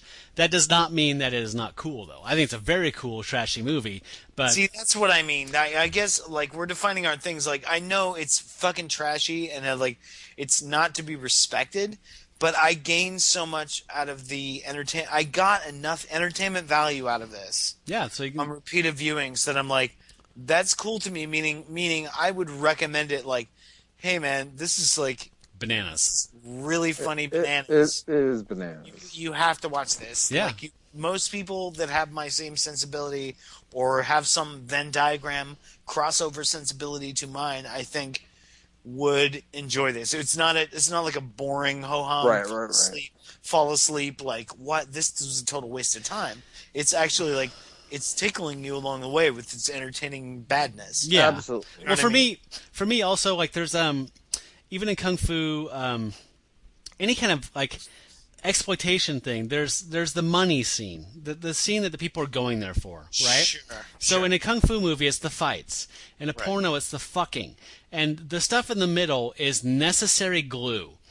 So most people think of like, oh fuck, they're talking. I'm gonna fast forward to the next fucking scene. Let's use a cheap but glue. My thing is, I generally tend to enjoy the inept bullshit of the necessities of people. Yes. It's like yes. when they're talking, well, we have to have a plot. Like we just want Kato to fight Dracula, but we have to have some reason for that to happen, which didn't really make any fucking sense anyway. So but they have to shoehorn it in. Yes. Watching them trying to shoehorn that. Yes. Shoehorn action sequences together. Yes. And reasons for like fucking, Princess Amidala to meet fucking C-3PO and do battle against Jabba the Hutt in a fucking Warcraft or whatever. You're like, wait, what? And you're like, okay. Well, they have to. I'm going to go ahead and say I got you guys. So, what is the verdict, though? We had a split. Everyone should see this movie. The great part about the name of the show is that it can be both at once. I just want to know which way it's leaning towards you, because I totally see. That was my question. What way is it leaning towards? Kyle and myself is trash. Trash. Joe and you is cool. No, I'm saying trash. We're gonna trash. Yeah. I guess I don't know the definition of either. Cleanly. The definitions aren't clean enough to me. Like I'm not gonna say it's a cool movie. Like it's not. It's like I wish I would have seen it one time, not four. Three. Yeah. Take better notes. I'm not saying it's cleanly cool fucking movie. So we can agree that it's cool. It's trash, but it's trash that I want. It's trash that I want all my friends to watch. All right. There you go. Yes. Well, therein lies the rub. Let's recycle that trash. It's both. It's cool and trash. So, our next. Thank you for listening, everybody out there. By the way, you can follow us on Twitter. We're at that's THATS _trash. That's trash. You can follow us there. We'll be announcing which movies we'll be watching. I'll be sending out links so you can watch the next film ahead of time. So when the podcast is published, you can check it out already being up to speed. So our next film is one that our dear Scott introduced me to. Scott, why don't you do just a little talk up of this movie so we can let people get ready on the next assignment. Oh yeah, here's the thing: all you need to know is bow and arrows. That's all you need to know. There's zombies and there's a bow and arrow, and I mean it's like if you like Game of Thrones or if you hate Game of Thrones. No, seriously. Here's the thing: if you like Mad Men. Exactly. Where all of a sudden you're like, oh, I'm so mad because the main character's gone. Yeah. All of a sudden, I'm mad at men. This is for you. So mad at men. You'll love Video Dead. Oh, Video Dead. The Video Dead is like the greatest fuck you to narrative. Okay, so it's awesome. So yes, this film is from 1987, direct to video. Oh. It's a zombie movie, very low budget, but made with a lot of heart. So much heart. So I don't know how this is going to go down, but please.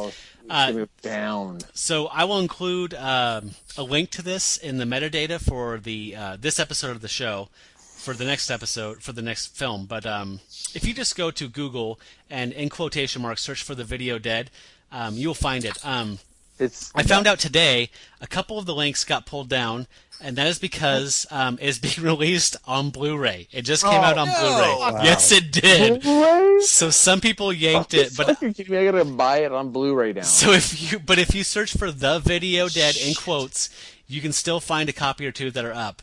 I recommend you do it sooner rather than later because Anchor Bay or whoever did the Blu-ray is probably going to move through and delete all of these. Oh my God! Can't wait for the commentary. So okay, it's not obtuse either. Hey, you guys! I had a great time talking about Deadly Hands of Kung Fu / The Dragon Lives Again with you. I did too. Thank you so much. Yeah. So thanks. So for That's Cool, That's Trash, I'm Matt Howell. I'm Joe Kincher. I'm Kyle Schaefer. I'm Scott Swenson. And we'll see you at the movies. We're getting sued. I don't know. There should be some thing. We'll see you at Roger Ebert's grave. Congratulations, podcast. Good job.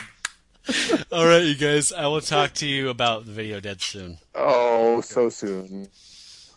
Oh, that was fun. Good night. That's cool.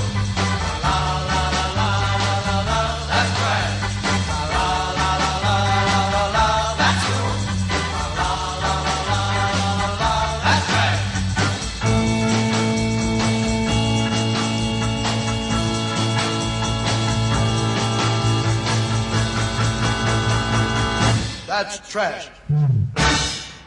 It's garbage, folks. Goddamn bastard! You're annoying my king! And now that I'm here to protect him, I'm gonna boot you in the arse!